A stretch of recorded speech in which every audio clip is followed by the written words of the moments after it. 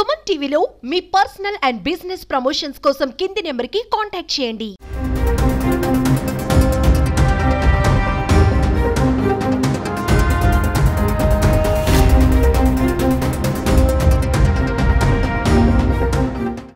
ఎప్పుడూ జరిగినటువంటి అపశృతి జరగడం జరిగింది.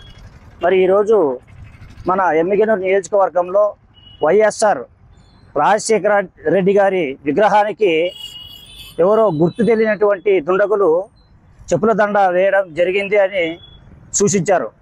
కానీ నిజంగా మరి ఇలాంటివి జరగకుండా చూసుకోవాల్సిన బాధ్యత డిపార్ట్మెంట్ వారికి ఉంది.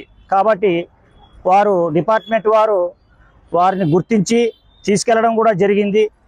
మరి తీసుకెళ్లడం జరిగిన తర్వాత నిజంగా ఆయన మనస్సుమితమైనటువంటి వ్యక్తి, మంచి వ్యక్తి, ఎలాంటి వ్యక్తి అనేది మా నాయకులకు కూడా ఆయన చూపించింటే నిజంగా ఆ పిల్లోడికి మనిషి సుమితం లేదు, ఏదో ఆ పిల్లోడు తెలియక చేసినాడు అనేటువంటిది మేము కూడా అనుకునే వాళ్ళం. కానీ నిజంగా మేము వెళ్ళేపాటికి ఆ పిల్లోనికి మనిషి సుమితం లేదు, ఆ పిల్లోడు ఏదో మనిషి సుమితం లేనటువంటి వ్యక్తి చెప్పుల దండ వేయడం జరిగింది. ఎమ్మడే మేము తీసుకొచ్చి ఆ పిల్లోని చర్చించాము, వానికి మనస్తత్వం లేదు అని ఆయన పంపించడం జరిగింది. అది ఎంతవరకు కరెక్ట్ అని మేము డిమాండ్ చేస్తున్నాం.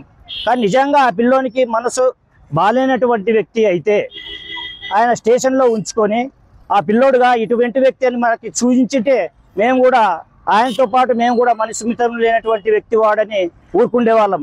కానీ ఈరోజు అలా జరగడం మాకు సిగ్గుచేటు. ఎందుకంటే మరి ఈరోజు అలాంటివి జరగకుండా చూసుకోవాల్సిన బాధ్యత ఎంతైనా సిఐ గారి పైన ఉంది కాబట్టి, మరి డిపార్ట్మెంట్ పైన ఉంది కాబట్టి, ఇది ఈరోజు ఇట్లా వదిలేస్తే ఇంకోటి రేపు జరగదని గ్యారంటీ ఏముంది. కాబట్టి మేము నియోజకవర్గం ఒక్కటే కాకుండా మొత్తం రాష్ట్రం వేజ్గా కూడా అలాంటివి జరగకుండా చూసుకోవాలని ఎంతవరకైనా కూడా పోరాడగలం.